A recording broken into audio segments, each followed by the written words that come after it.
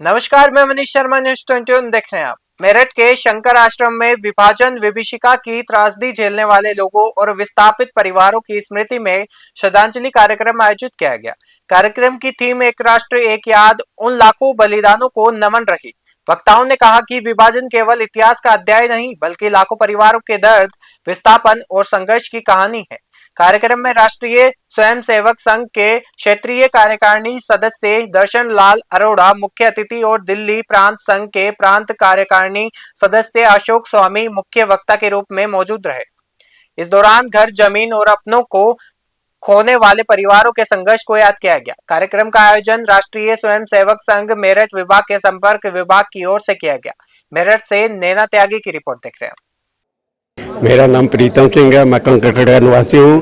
पूर्व मेरा जन्म जौन साहब पाकिस्तान रावलपिंडी डिस्ट्रिक्ट और तहसील गुजर खान में हुआ था।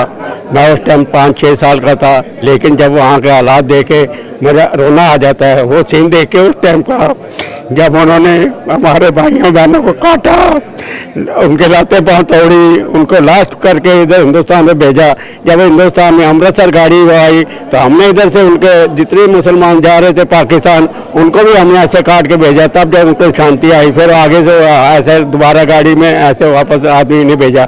लेकिन मैं आपको बतलाना चाहता हूँ कि मैं पाकिस्तान में पैदा हुआ हूँ, लेकिन उसके बाद जब हिंदुस्तान आज़ाद हुआ उसके बाद भी मैं पाकिस्तान 7 दफ़ा घूम के आया।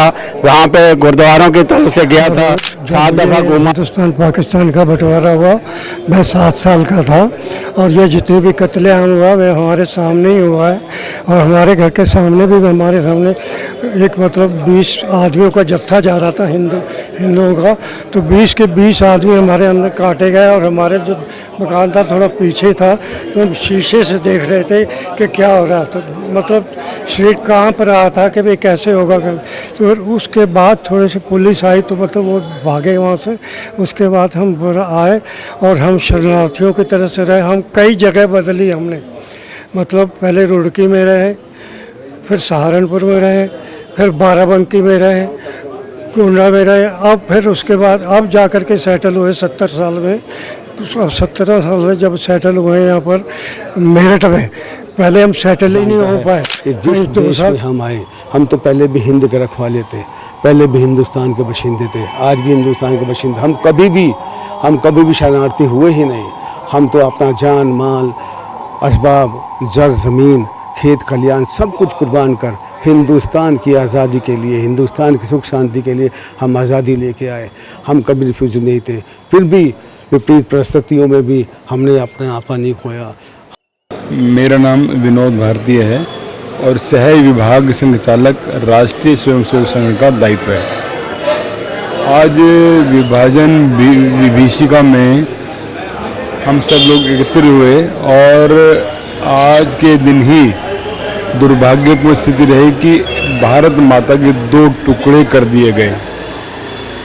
उसके अंदर जो था कांग्रेस सरकार के वो नेता, सत्ता लोलुप नेता, और साथ साथ मुस्लिम लीग, और जो अंग्रेज़ों की डिवाइड एंड रूल वाली जो पॉलिसी थी, उस कारण से दुर्भाग्यपूर्ण हुआ। उन्हें सत्ता की इतनी अधिक जल्दी थी, सत्ता प्राप्त करने की इतनी अधिक जल्दी थी कि उनके कारण भी यह हुआ। और रही बात इसकी कि ये एक स्मरणिका दिवस भी है।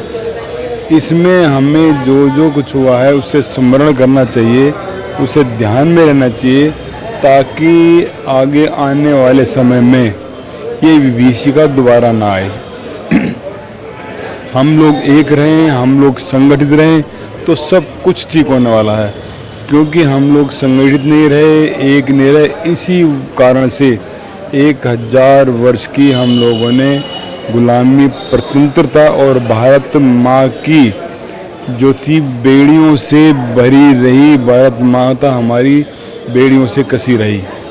तो ऐसे में सब अपनी आने वाली पीढ़ियों को ये स्मरण रहे और इसलिए उनके मन में भी वो भाव रहे कि कैसे कैसे दुर्भाग्यपूर्ण घटना हमारे हिंदू समाज के साथ हुई। और पहले 6-6 देश, 6-6 खंड हमारे भारत के हुए, और उन 6 खंडों के अंदर कोई भी प्रतिकार हम लोगों ने नहीं किया, क्योंकि एक प्रभुत मानसिकता हमारे यहाँ आ चुकी थी, मन में आ चुकी थी इसी कारण से।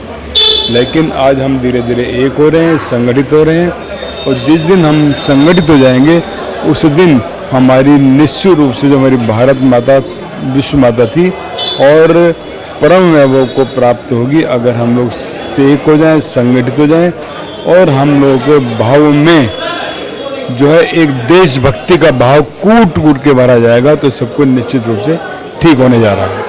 धन्यवाद।